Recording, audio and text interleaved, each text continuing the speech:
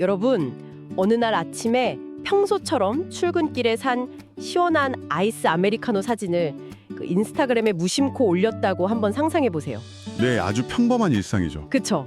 그런데 그 일상적인 사진 한 장 때문에 바로 그날 오후에 직장에서 해고 통보를 받는다면 어떨까요?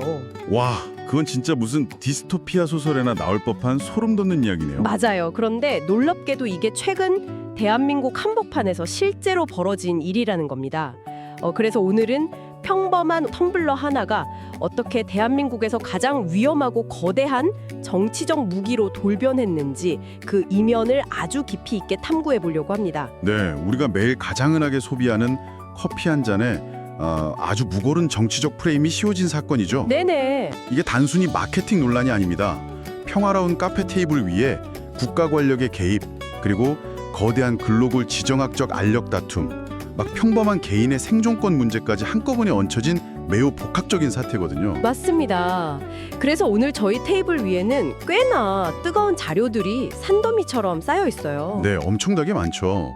특정 정치권의 아주 강경한 성명서부터 시작해서 시민단체의 고발장, 또 멸공을 외치는 연예인들의 SNS 인증샷, 그리고 날카로운 지정학적 분석 리포트까지 쫙 깔려 있거든요. 오늘 이 흥미로운 분석 시간의 임무는 명확합니다. 이 자료들이 담고 있는 정치적, 사회적 주장의 핵심 논리를 아주 객관적으로 해체해보는 겁니다.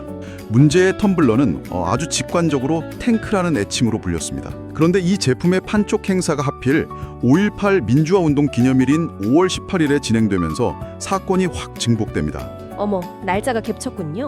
네, 여기서 흥미로운 점은 제공된 자료에서 이 사안을 단순한 마케팅 해프닝이 아니라 일종의 이념적 성역화의 무기화로 보기 때문입니다. 이념적 성역화요? 네, 자료의 주장에 따르면 특정 정치 세력이 5.18을 성역화해서 자신들이 해석한 민주화 이외에 다른 역사적 해석을 내놓으면 형사재판까지 넘기겠다는 억압적 분위기를 만들고 있다는 겁니다. 아, 그 출처 내용 중에 헌법 내기도 있었죠? 맞습니다. 출처에서는 이것이 국민의 언론, 출판, 집회, 결사의 자유를 보장하는 헌법 제20조를 정면으로 위반하는 것이라고 봅니다.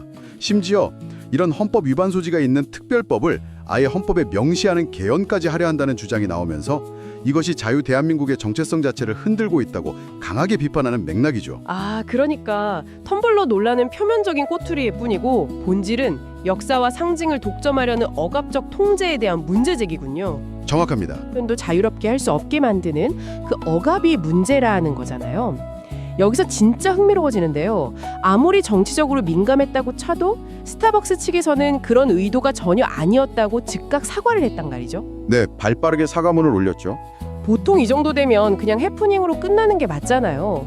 그런데 왜 오히려 더 판이 커지고 막 국가기관까지 등판해서 공격이 멈추지 않은 걸까요?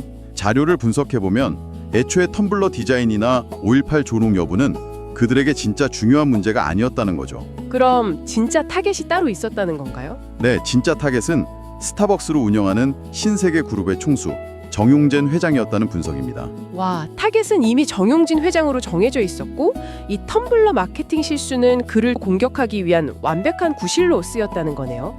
그래서 제공된 자료를 보면 이재명 대표 측에서 기업 총수를 향해 굳이 저질 장사치라며 아주 거친 비난을 쏟아낸 건가요? 그렇습니다.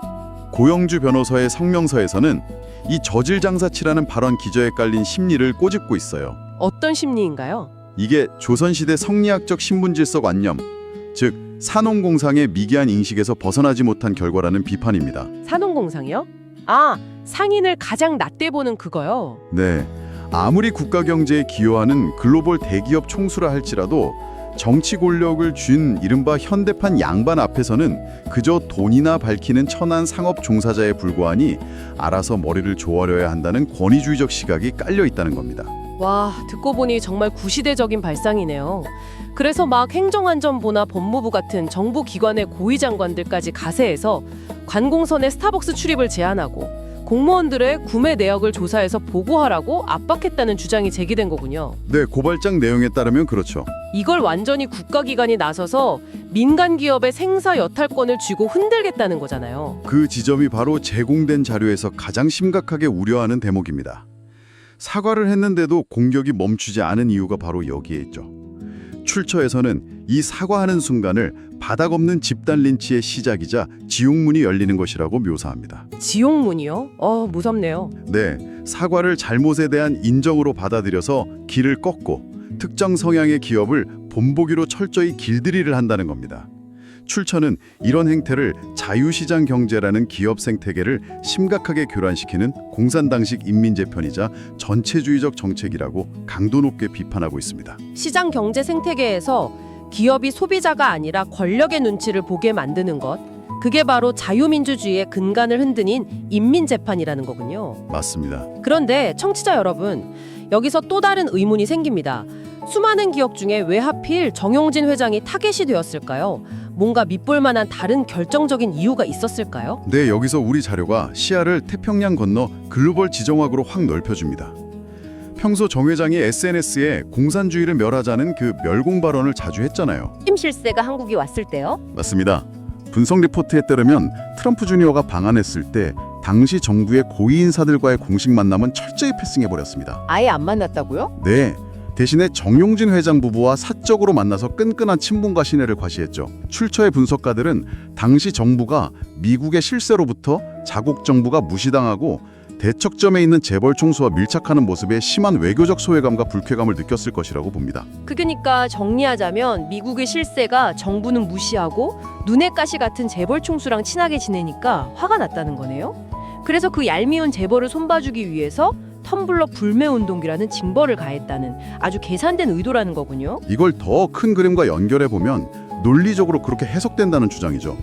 하지만 이 대목에서 자료는 매우 치명적인 외교적 후폭풍을 경고합니다. 과연 미국 정부가 이 상황을 어떻게 바라볼 것인가 하는 문제입니다. 미국 입장에서는 스타벅스가 자기 나라의 엄청 상징적인 프랜차이즈 브랜드잖아요. 과거 쿠팡에 이어서 이번엔 스타벅스까지 한국 정부의 압박을 받는다고 생각하면 절대 가만히 있지 않을 것 같은데요. 정확합니다. 출처에 따르면 미국은 이를 한국 내부의 단순한 마케팅 논란이 아니라 자국 기업에 대한 심각한 정치적 탄압이자 무역 장벽으로 인식할 확률이 매우 높다고 합니다. 와, 무역 장벽이요?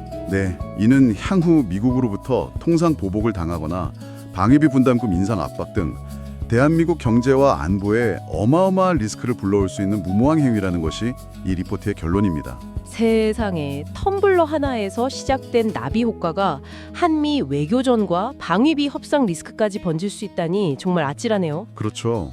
자, 그럼 이렇게 위에서 아래로 정치 권력이 주도하는 거대한 관제불매 압박이 내려오면 우리 같은 일반 시민들의 삶은 어떻게 될까요? 오프닝에서 제가 잠깐 언급했던 그 충격적인 사건으로 다시 돌아가 보죠. 정치적 갈등과는 전혀 무관했던 한 뮤지컬 배우 이야기요. 네, 정말 안타깝고도 우리 일상을 위협하는 표현의 자유 문제를 극명하게 보여주는 사례입니다. 제공된 자료에 따르면 이 배우는 텀블러 논란이나 정치적 불매운동 상황을 전혀 몰랐어요. 그냥 평범한 시민이었던 거네요. 그렇죠. 그저 평소처럼 스타벅스 커플을 마시는 일상적인 사진을 자신의 SNS에 올렸을 뿐인데 그 직후 극단 측으로부터 출연 중이던 공연에서 강제 하차 통보를 받고 계약이 해지되는 충격적인 일을 겪습니다. 와, 이건 정말 너무 억울하잖아요. 아니, 매일 뉴스를 안 챙겨본 게 죄도 아니고 내 돈 내고 커피 브랜드 하나 마음대로 골라 마셨다고 생존권인 박주를 끊어버리는 거잖아요. 출처에서는 이 사건을 광기 어린 마녀 사냥의 표본으로 꼽습니다.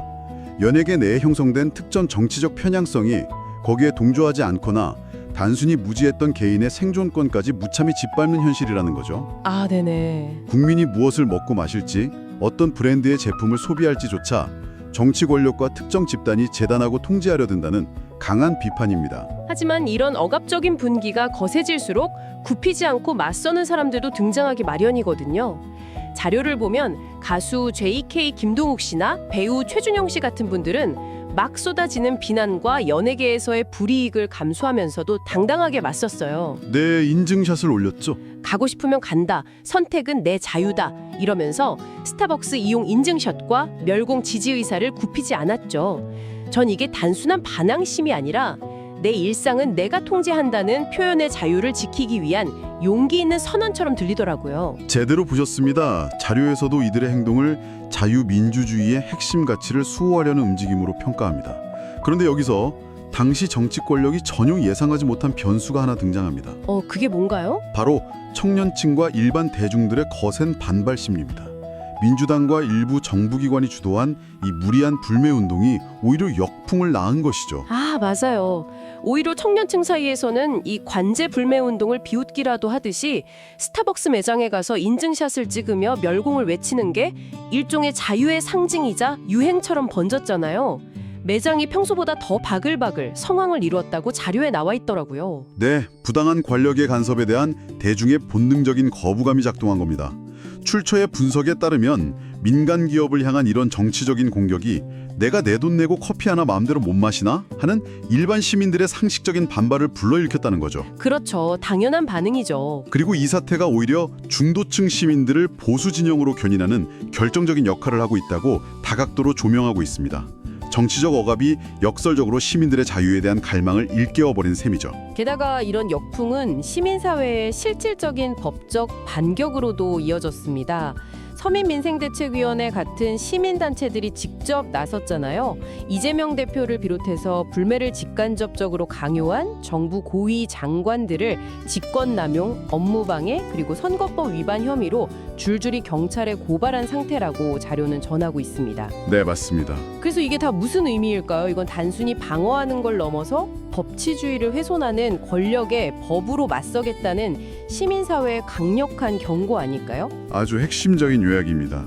일반 시민들이 이번 사태를 자유민주주의 관점에서 어떻게 바라보아야 하는지에 대한 답이기도 하죠. 네네. 국가 권력이 민간 기업의 정상적인 마케팅을 정치적 프레임으로 옭아매고 기업을 길들이려 하며 더 나아가 국민이 일상에서 무엇을 선택할지까지 간섭하려 된 행태. 출처 자료들은 이것이 시민의 기본적인 선택권을 제한하고 자유시장 경제체제를 무너뜨리는 완전히 전체주의 공산주의의 사상에서 나온 정책들이라고 거듭 경고합니다. 대한민국의 법치주의가 얼마나 쉽게 위협받을 수 있는지 보여주는 극명한 사례라는 것이죠. 와, 오늘 정말 엄청난 여정을 함께 했습니다. 처음 저희가 이 테이블에 앉았을 때는 그저 503ml짜리 텀블러 디자인 이야기인 줄 알았는데 5.18이라는 역사적 맥락과 얽혀서 어떻게 억압적인 정치적 무기로 둔갑했는지 살펴봤습니다. 네, 아주 방대한 이야기였죠. 그리고 그 이면에는 기업을 무릎 꿇리려는 인민재판식 논리, 또 미국 트럼프 주니어 방문과 얽힌 아찔한 지정학적 리스크, 나아가서 평범한 배우의 밥줄을 끊어버린 마녀 사냥과 이에 맞서는 청년층의 거센 역풍까지 이 모든 연결고리가 정말 숨막히게 이어져 있네요. 작은 눈덩이가 비탈길을 구르면서 우리 사회의 이념적 지형과 권력의 통제 욕구를 고스란히 드러내는 거대한 눈사태가 된 격입니다. 네, 오늘 이 깊이 있는 탐구를 통해서 청취자 여러분도 한 번쯤 생각해 보셨으면 좋겠습니다. 우리가 너무나 당연하게 누리고 있는 자유민주주의 국가에서의 시민의 선택권, 그리고 민간 기업의 자유가 권력에 의해 얼마나 쉽게 훼손될 수 있는지, 그리고 그것을 당당하게 지켜내는 것이 우리의 일상을 지키는데 얼마나 중요한 일인지 말이죠. 이 지점에서 청취자 여러분께 마지막으로 묵직한 생각거리를 하나 던지고 싶습니다. 네, 어떤 질문인가요? 오늘 살펴본 것처럼 우리가 매일 아침 어떤 브랜드의 커피를 마실지 고르는 그 지극히 소소하고 개인적인 일상조차 어느 순간 권력의 감시 대상이 되고 정치적 충성도를 판가름하는 잣대가 되어버린다면 과연 우리의 삶에서 온전히 나만의 것으로 남을 수 있는 자유의 영역은 대체 어디까지일까요? 와, 정말 머리가 띵해지는 질문입니다. 내일 아침 무심코 카페 문을 열고 아이스 아메리카노를 주문할 때 이 질문이 머릿속에 깊게 맴돌 것 같네요. 오늘 저희가 준비한 흥미로운 분석 시간은 여기까지입니다. 끝까지 저희 테이블에 함께 앉아 귀 기울여 주신 청취자님 정말 감사합니다. 다음에도 우리의 일상을 꿰뚫는 날카로운 이야기로 찾아오겠습니다. 여러분 안녕히 계세요.